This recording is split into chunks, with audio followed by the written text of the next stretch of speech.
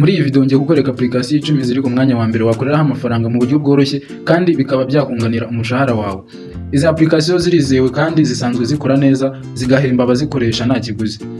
Ni ukuvuga ngo izi application zihemba umuntu uzikoresha kumva radio, kumva indirimbo, gucaginga ibintu kuri YouTube, gusubiza ibibazo, Gukorasiporo, kugenda, kubikura kuri izi application ukoresha Binance cyangwa se mobile money. Abasanzwe bakoresha PayPal nabo bashobora gukorera amafaranga kuri ino application bakaba babikuza. Hanyuma kurikira ino video kugeza irangiye kugira ngo usobanukirwe byinshi kurushaho, hanyuma nawe utangire kubona ibyunganira umuryango wawe, cyane ko zimwe muri ino application zigufasha gukora amafaranga urimo uragenda, kandi ni ibintu byiza cyane. Ndizera ko muri twese nta muntu udakora urugendo byanze bikunze. Reka duhurire muri video turebere hamwe imikorere y'izi application. Application dusanga ku mwanya wa mbere ni application yitwa Sweetcoin.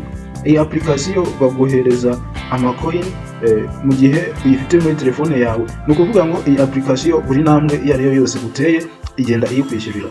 Hari abantu rero mukunze gukora urugendo mugenda n'ibirenge, tangira rero gukoresha iyi application kubera yuko iyi application ni application yizewe, izaguhembera mu kugenda cyangwa se gukora siporo, waba uri muri rukanga cyangwa se gukora siporo nyine zo kugenda zo kumuvinga.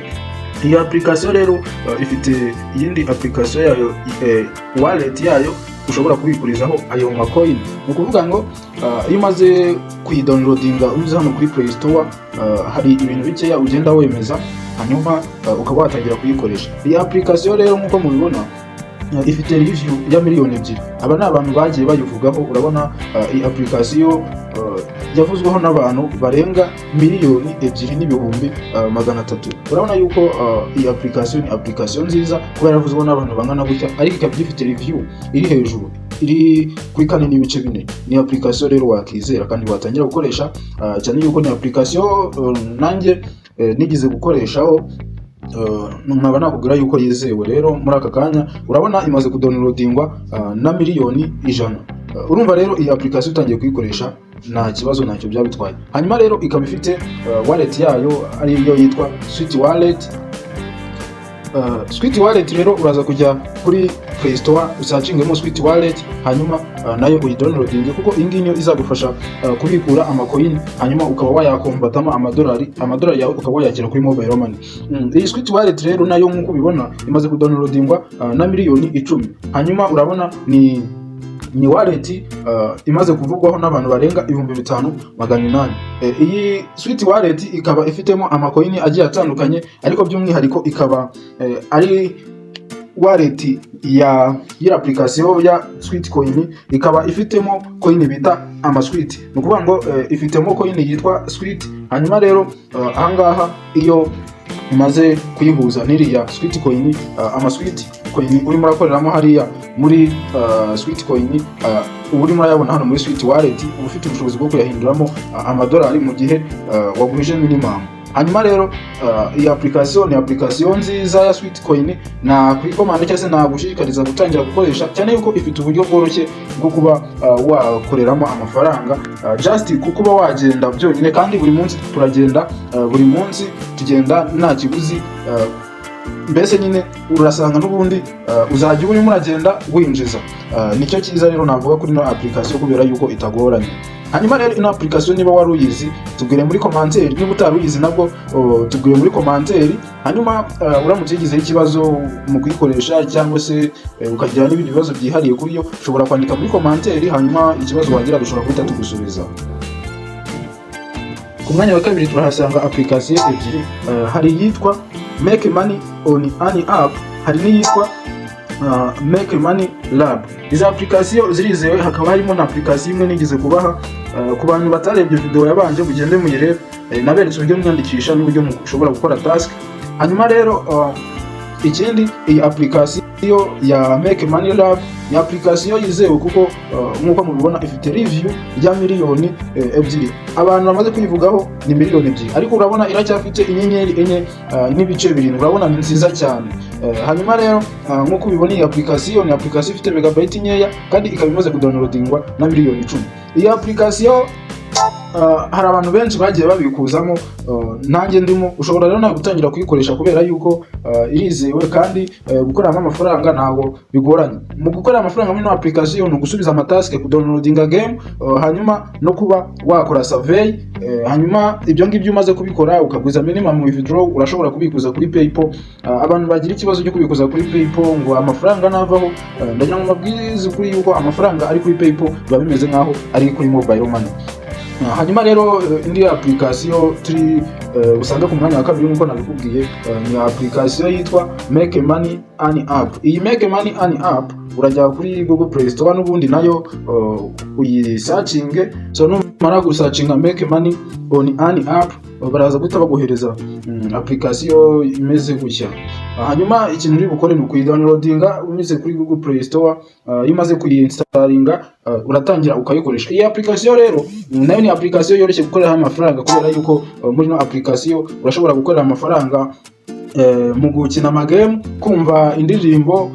Hanyuma iyi application ifite uburyo bw'umwihariko aho ushobora gukorera amafaranga mu gusacinga video zo kuri YouTube. Ikindi iyi application iyo ucaginze telefone yawe ufiteho megabytes zifunguye, ubasha kuba wakinjiza amafaranga mu gihe telefone yawe ucaginze. Ino application yistarinze muri telefone yawe, urashobora kwinjiza amafaranga. Ikindi urumva niyo haba harimo urufunguzo muri telefone yawe, urashobora kuba wakumva indirimbo kandi igakomeza ikaguhemba. Urumva rero nk'abantu mukunze kwiyumvira imiziki muri mu kazi, murashobora gutangira gukoresha ino telefone. Icyo usabwa ni ufite megabyte. Aha rero ku munsi urashobora kwinjiza hagati y'ibihumbi 10 n'ibihumbi 20 mu gihe wakoresheje ino application neza.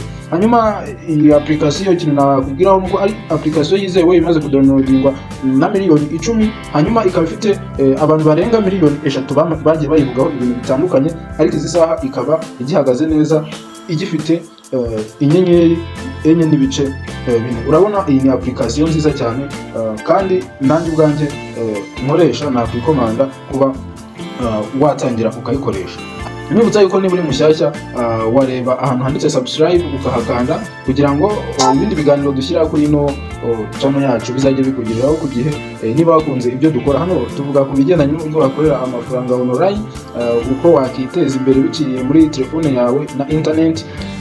Umwanya wa gatatu naho turahasanga application ebyiri, hari yitwa Paid Work n'iyitwa Mystery. Izi application zose zikaba zifite review isa nkaho ijya kungana, ariko mu by'ukuri izi application zikaba zikora mu buryo butandukanye. Ni ukuvuga ngo Paid Work ni application ushobora kudownloadinga igatangira kuguhemba mu buryo bwo gukora amasurvey, gukora ibyitwa offers. Aho downloading application wayikoresha bakaguhemba bigendanye n'uburyo iyo application uri kuyikoresha. Iyi application ya Paid Work ifite n'uburyo bwo kuba watumira inshuti mu cyitwa referral. Ahangaha rero ku bantu bafite abantu benshi bashobora gutumira, mushobora gutangira gukoresha iyi application. Ikindi ni application ifite abantu bayidownloadinze bangana na miliyoni 10. Urumva ni application yizewe kandi nziza. Ikindi tugiye kureba ku bantu bashobora kuba barayivuzeho, ni abantu batari bake cyane, kuko urabona yavuzweho n'abantu barenga ibihumbi 187. Hanyuma iyi application rero ntabwo ifite megabyte nyinshi cyane ugereranyije n'izindi. Application ifite megabyte 75. urashobora kuyidownloadinga hanyuma ugatangira ukayikoresha. Umwanya wa kane turahasanga application yitwa Earn Money. Iyi application ni application ushobora guhemberwa mu gusubiza ibibazo kandi ukaba wakishyurwa kuri PayPal. Hanyuma iyi application usubiza survey cyangwa usubiza ibibazo by'ubushakashatsi, bakaba bagenda baguhemba. Amake yo kubikuza muri ino application ni amasenti 3,500,000. Gusa ayangana ntabwo ari ikibazo, kuko aya masenti ushobora gukoresha application imwe ikaba yahita yaguhereza, cyane yuko ahangaha barimo survey zoroshye ushobora kugenda usubiza, bakaba baguhereza amapoint 7,000, 5,000. Ni ukuvuga ngo muri ino application buri survey byibura irashobora gutwara hagati y'umunota umwe n'amasegonda 30. Urumva rero 3,500,000 ku munsi warara uyagize iki, uyahujuje wanayarengeje. Hanyuma rero ni application nigeze no kubaha, murebe video yabanje iraza kubasobanurira byinshi kuri no application. Hanyuma kubikuza ukoresha PayPal account. Iyi application rero ifite review nziza, iyo uje hano kuri Play Store usanga iyi application imaze kudownloadingwa na miliyoni 10, kandi iyi application ikaba ifite megabyte nkeya ugereranyije n'izindi. Ikindi iyi application ifite abantu bayivuzeho barenga miliyoni 1, ariko urabona iracyafite review nziza. Ni ikintu kigaragaza yuko ino application yizewe cyane. Ikindi nabwo ariko nanjye ubwanjye nigeze kuyikoreshaho, hari ibintu nyiziho. Ukeneye experience kuri yo andika muri commentaire cyangwa se urebe link iri muri description, hanyuma ube wakwandikira muri group ya WhatsApp tugusobanurire byinshi kuri ino application. Hanyuma wowe ugeze hano kuri kureba ino video, ndagira ngo mvuge yuko iyi application tugezeho itagomba kugucika. Nubwo atari ku mwanya wa mbere, ariko iyi application yizewe, aho ushobora gukora amafaranga buri munsi kandi ukaba wayishyurwa. Iyi application uburyo ikoramo, ushobora kumva indirimbo hanyuma bakaba bakwishyurira kumva indirimbo. Iyi application rero bagenda baguhereza amapoint, hanyuma iyo wujuje ayo kubikura urashobora kuba wahita ubikura amafaranga akaba yakugeraho kuri Binance yawe cyangwa se Coinbase. Abantu rero mutazi zino application, ni application zishobora gucururizwaho ibigendanye na cryptocurrency, zikaba zakira zikanohereza ibigendanye n'amafaranga yaba amadolari, ama-crypto. Anga rero urashobora kuyakira kuri zino application. Kubikuzamo ino application biroroshye kandi birihuta. Ni ukuvuga ngo iyi application impamvu bavuga yuko yizewe, iyi application nikoresheje igihe kinini kandi irishyura mu by'ukuri kandi yishyura neza. Iyi application rero hari uburyo ugenda ufungura bakagenda baguhereza ibihembo bigiye bitandukanye.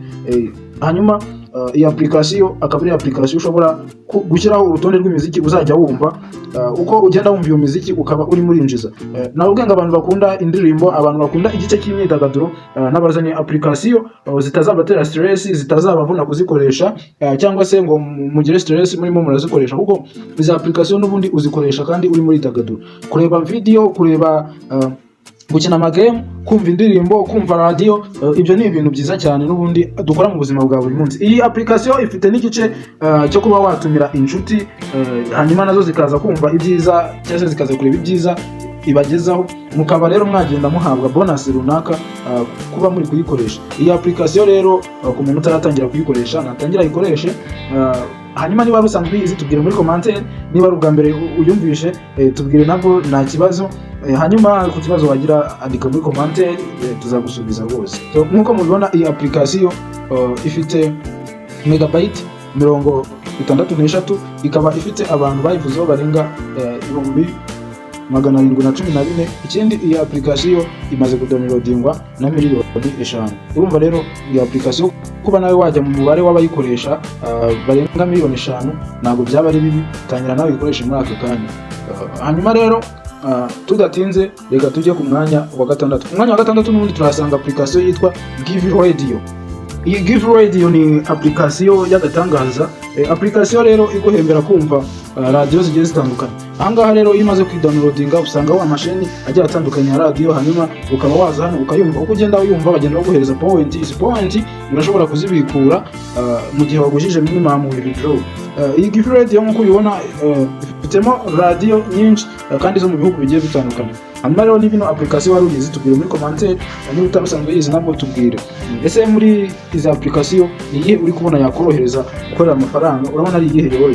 Hanyuma rero iyi application ifite n'ubundi buryo bwa referral system, aho ushobora gutumira inshuti bakagenda baguhereza 20% by'izo bakoreye. Hanyuma urabona ino application tuje kuri Google Play Store, ni application yizewe cyane, aho dusanga ifite rate ya 4.6. Hanyuma ikaba yaravuzweho n'abantu barenga 136. Hanyuma rero iyi application ikaba imaze kudownloadingwa na miliyoni 1. Hanyuma iyi application ni nziza, watangira ukayikoresha nayo ifite uburyo bworoshye bwo gukoramo amafaranga. Hanyuma kandi turahasanga application yitwa G Reward. Iyi application ni application iguhembera gusubiza survey, haba harimo offers ushobora gukora ukagenda uhabwa coin. Izo coin ushobora kuzibikuza kuri PayPal cyangwa se ukaba wazibikuza ukoresheje icyitwa Amazon gift card, ariko uburyo bwizewe nta kuri komanda wo gukoresha PayPal kuko iriya Amazon gift card aha ngaha mu Rwanda byakugora kuyikoresha kuko biba bisaba nko guhaha ibicuruzwa. Hanyuma rero iyi application urabona ifite review ya 4 n'ibice 2, ikindi ifite megabyte 25. Iyi application rero imaze kudownloadingwa n'abantu batari bakeya kuko dusanga imaze kudownloadingwa na miliyoni. Urumva rero iyi application uramutse utangiye kuyikoresha nayo ushobora gutangira gukuramo amafaranga. Iyi application cyane yuko ifite n'uburyo bwo kuba wakuraho amafaranga ukashyira kuri mobile money direct. Rero urumva ni application nziza cyane. Ku mwanya wa 8 turahasanga application yitwa Reward. Nubwo iyi Reward ushobora gukoreraho amafaranga asanga $1000. Hanyuma iyi application ishobora kuba idakora mu bihugu ibyo ari byo byose kuko ngewe hari abantu benshi nagiye nyiha bakambwira yuko idakora, ariko nuyigerageza ukabonera kunze ni sawa, nuyigerageza nabwo ukabonera hanze uzihangane. Iyi application rero wakoramo amafaranga mu gukina game, mu gusubiza task zimwe na zimwe. Baba bafitemo amasurvey aho ugenda ukora task nyine bakakwishyura. Ushobora kureba video hanyuma ukagenda uhabwa amapoint, ayo mapoint ukayabikuza kuri PayPal cyangwa se ukaba wayabikuza ukoresheje wallet ya Bitcoin na Ethereum. Hanyuma rero ku bantu basanzwe bazi ibya cryptocurrency, ibyo ngibyo ni ibintu byoroshye cyane gufata amafaranga ukayakura muri Bitcoin ukayashyira mu manyarwanda. Hanyuma rero iyi application nayo idafite review mbi kuko iyo tuje kuri Google Play Store dusanga iyi application ifite review nziza. Urabona ifite abantu barenga 174 bayivuzeho. Ikindi megabyte zayo ni ntoya cyane, ntabwo yakumara umwanya wa telefone.